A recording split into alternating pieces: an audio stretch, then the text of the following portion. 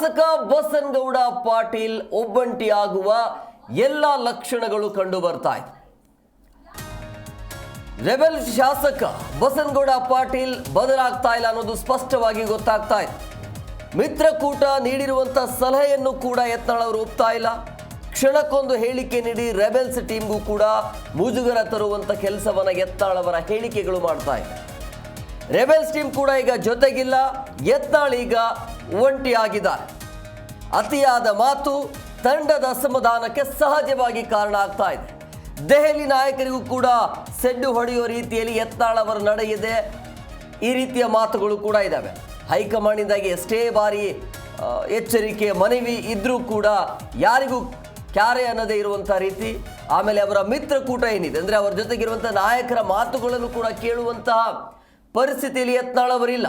So ಹಂಗಾಗಿ ಏನೇ ಇದ್ರೂ ಕೂಡ ಹೈಕಮಾಂಡ್ ಮಾತನ್ನು ಕೇಳಬೇಕಾಗತ್ತೆ.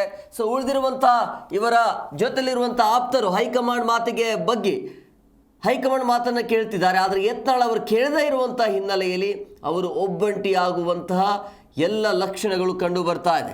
ಸೊ ಬದಲಾಗ್ತಾ ಇಲ್ಲ ಯತ್ನಾಳ್ ಅವರ ನಡೆ ಹೇಳಿಕೆಗಳು. ಸೊ ಹಂಗಾಗಿ ಒಬ್ಬಂಟಿಯಾದರೆ ಅವರ ಮಾತನ್ನು ಯಾರು ಕೇಳೋದಿಲ್ಲ.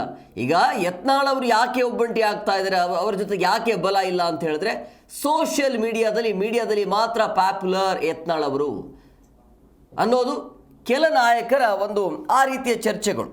ಕೆಲ ನಾಯಕರು ಅಂದ್ಕೊಂಡಿರ್ತೀವಿ ಈಗ ಹೈಕಮಾಂಡ್ ಮಾತು ಕೇಳಿದ ಯತ್ನಾಳ್ ಅವರ ಮಾತನ್ನು ಹೇಳಿ ಎಲ್ಲ ಅವರ ಆಪ್ತರು ಅವ್ರ ಜೊತೆಗೆ ನಿಂತರೆ ಸೊ ಆ ರೀತಿಯ ತಾಕತ್ತು ಯತ್ನಾಳ್ ಕಡೆ ಇಲ್ಲ, ನಾಯಕತ್ವದ ತಾಕತ್ತು. ಸೊ ಹಂಗಾಗಿ ಸೋಷಿಯಲ್ ಮೀಡಿಯಾದಲ್ಲಿ ಮಾತ್ರ ಟ್ರೆಂಡಲ್ಲಿರುವಂಥ ಹಿನ್ನೆಲೆಯಲ್ಲಿ ಯತ್ನಾಳ್ ಅವರನ್ನು ಬಿಟ್ಟು ದೂರ ಆಗೋದೇ ಒಳ್ಳೆಯದು ಅಂತ ಅವರ ಆಪ್ತರಿಂದ ಚರ್ಚೆಗಳು ಶುರುವಾಗ್ತಾ ಇವೆ. ಸೊ ಮಿತ್ರಕೂಟ ನೀಡಿರುವಂಥ ಸಲಹೆಯನ್ನು ಕೂಡ ಒಪ್ತಾ ಇಲ್ಲ ಅಂತ ಹೇಳಿದ್ರೆ ಈ ರೀತಿಯ ಚರ್ಚೆಗಳು. ಒಂದು ವೇಳೆ ಯತ್ನಾಳ್ ಅವರನ್ನು ನಂಬಿ ಹೋದರೆ ಮುಂದಿನ ನಮ್ಮ ಗತಿ ಏನು ಅನ್ನುವಂಥ ರೀತಿ. ಈಗ ಕ್ಷಣಕ್ಕೊಂದು ಹೇಳಿಕೆ ನೀಡ್ತಾ ಇರುವಂಥ ಹಿನ್ನೆಲೆಯಲ್ಲಿ ಸಹಜವಾಗಿ ರೆಬೆಲ್ಸ್ ಟೀಮ್ಗೂ ಕೂಡ ಮುಜುಗರ ಆಗುತ್ತೆ. ರೆಬೆಲ್ಸ್ ಟೀಮ್ ಕೂಡ ಈಗ ಜೊತೆಯಲ್ಲಿ ಇಲ್ಲ. ಸೊ ಹಂಗಾಗಿ ಒಬ್ಬಂಟಿ ಆಗುವಂಥ ಎಲ್ಲ ಸಾಧ್ಯತೆ. ಅತಿಯಾದ ಮಾತುಕತೆ, ಬೇಕಾಬಿಟ್ಟಿಯ ಸ್ಟೇಟ್ಮೆಂಟ್ಗಳು, BJP ಪಕ್ಷದಲ್ಲಿ ಇದ್ದುಕೊಂಡು BJP ನಾಯಕರ ಬಗ್ಗೆ ಇಲ್ಲ ಸಲ್ಲದ ಹೇಳಿಕೆಗಳು. ಸೊ ಹಂಗಾಗಿ ಹೈಕಮಾಂಡ್ ಕೂಡ ಇದರ ಬಗ್ಗೆ ಜಾಸ್ತಿ ಈಗ ತಲೆ ಕೆಡಿಸಿಕೊಳ್ತಾ ಇಲ್ಲ, ಯಾಕೆಂದರೆ ಅಮಾನತು ಮಾಡಲಾಗಿದೆ. ಸೊ BJP ಹೈಕಮಾಂಡ್ ಸಹ ಸದ್ಯ ಇದರ ಬಗ್ಗೆ ಚರ್ಚೆ ಮಾಡೋದು ಬೇಡ ಅಂತ ಹೇಳ್ತಾ ಇದೆ. ಯತ್ನಾಳ್ ವಿಚಾರದಲ್ಲಿ ಈ ಬಗ್ಗೆ ಏನು ಚರ್ಚೆ ಬೇಡ ಅಂತ ಹೈಕಮಾಂಡ್ ಹೇಳ್ತಾ ಇದೆ, ಯಾಕಂದರೆ ಈಗಾಗಲೇ ಕೈ ಬಿಟ್ಟಿದೆ ಹೈಕಮಾಂಡ್. ಸೊ ಮಿತ್ರಕೂಟ ನೀಡಿರುವಂಥ ಸಲಹೆಯನ್ನು ಕೂಡ ಯತ್ನಾಳ್ ಅವರು ತೆಗೆದುಕೊಳ್ಳುವಂಥ ಪರಿಸ್ಥಿತಿಯಲ್ಲಿ ಇಲ್ಲ ಅಂತ ಹೇಳಿದಾಗ ಇನ್ನೇನು ಮಾಡೋಕ್ಕಾಗತ್ತೆ. ಅವ್ರ ಜೊತೆಲಿರುವಂಥ ನಾಯಕರು ಹೈಕಮಾಂಡ್ ಸ್ಟೇಟ್ಮೆಂಟ್ ಆಗಿರ್ಬೋದು ಅಥವಾ ಹೈಕಮಾಂಡ್ ಸಲಹೆಯನ್ನು ಕೇಳಬೇಕಾಗತ್ತಲ್ಲ. ಸೊ ಹಂಗಾಗಿ ಈ ರೀತಿಯ ಪರಿಸ್ಥಿತಿ ಅಂತೂ ಎದುರಾಗುತ್ತೆ ಯತ್ನಾಳ್ ಅವರಿಗೆ. ಸೊ ಸದ್ಯಕ್ಕಂತೂ ಯಾರಿಗೂ ಬಗ್ತಾ ಇಲ್ಲ ಯತ್ನಾಳ್ ಅವರು. ಸೊ ಇದೆಲ್ಲ ಕಾರಣಗಳನ್ನು ನೋಡ್ತಾ ಇದ್ದರೆ ಒಬ್ಬಂಟಿ ಆಗೋದಕ್ಕೆ ಇದು ಮುನ್ಸೂಚನೆ. ಸೊ ಯತ್ನಾಳ್ ಬಗ್ಗೆ ಚರ್ಚೆಯನ್ನು ಅವರ ಭಿನ್ನರು ನಿಲ್ಲಿಸಿದ್ದಾರೆ. ಅಂದರೆ ಅವ್ರ ಜೊತೆಯಲ್ಲಿರುವಂಥ ಆಪ್ತರು ಯಾರೆಲ್ಲ ಇದ್ರಲ್ಲ ಯಾರೂ ಕೂಡ ಅದರ ಬಗ್ಗೆ ಮಾತನಾಡ್ತಾ ಇಲ್ಲ. ಕಾರಣ ಹೈಕಮಾಂಡ್ ಮಾತನ್ನು ಕೇಳಬೇಕು ಅನ್ನುವಂಥ ರೀತಿ. ಈ ಬಗ್ಗೆ ಮತ್ತಷ್ಟು ಮಾಹಿತಿ ನೀಡ್ತಾರೆ ನಮ್ಮ ಪ್ರತಿನಿಧಿ ಜನಾರ್ದನ್ ಹೆಬ್ಬಾರ್, ನೇರ ಸಂಪರ್ಕದಲ್ಲಿದ್ದಾರೆ. ಜನಾರ್ದನ್, ಯತ್ನಾಳ್ ಅವರ ಅತಿಯಾದ ಮಾತುಕತೆ ಇದೆಲ್ಲವನ್ನ ನೋಡ್ತಾ ಇದ್ರೆ ಒಬ್ಬಂಟಿ ಆಗುವಂಥ ಎಲ್ಲ ಲಕ್ಷಣಗಳು ಕೂಡ ಕಂಡು ಬರ್ತಾ ಇದೆ.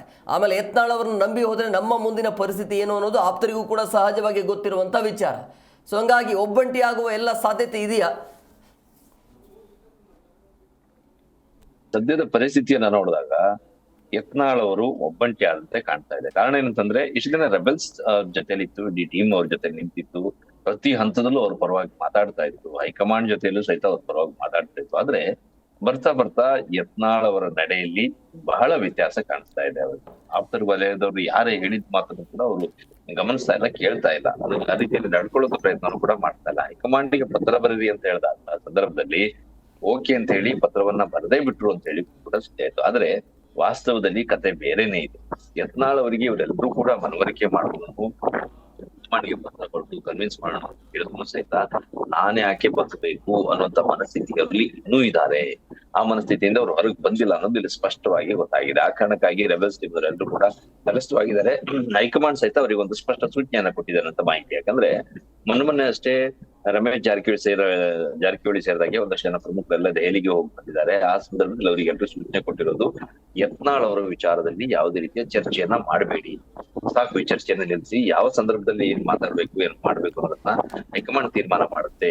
ಯತ್ನಾಳ್ ಅವರ ನಡೆ, ಅವರ ವಿಚಾರದಲ್ಲಿ ಪಕ್ಷ ತೆಗೆದುಕೊಂಡಂತ ನಿರ್ಧಾರ ನಂತರದಲ್ಲಿ ಅವರ ಹೈಕಮಾಂಡ್ ಗಮನಿಸ್ತಾ ಇದೆ.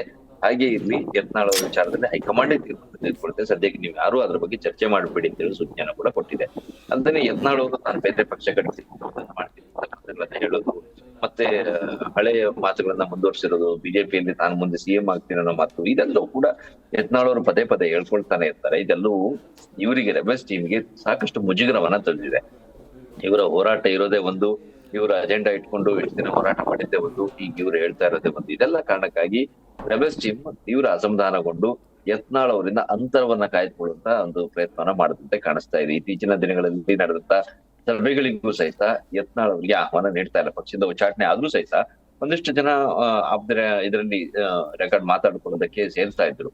ಆ ಮೀಟಿಂಗ್ ಸಹಿತ, ಕ್ಲೋಸ್ ಡೋರ್ ಮೀಟಿಂಗ್ ಸಹಿತ ಸದ್ಯಕ್ಕೆ ನಡೀತಾ ಇಲ್ಲ. ಅಷ್ಟರ ಮಟ್ಟಿಗೆ ಯತ್ನಾಳ್ ಅವರಿಂದ ಮತ್ತು ರೆಬೆಲ್ಸ್ ಟೀಮ್ ನಡುವಿನ ಅಂತರ ಸೃಷ್ಟಿಯಾಗಿದೆ ಅನ್ನೋದು ಸ್ಪಷ್ಟ ಆಗಿದೆ. ಈ ಮೂಲಕವಾಗಿ ಯತ್ನಾಳ್ ಸದ್ಯಕ್ಕೆ ಒಬ್ಬಂಟಿ ಆದಂತೆ ಕಾಣಿಸ್ತಾ ಇದೆ.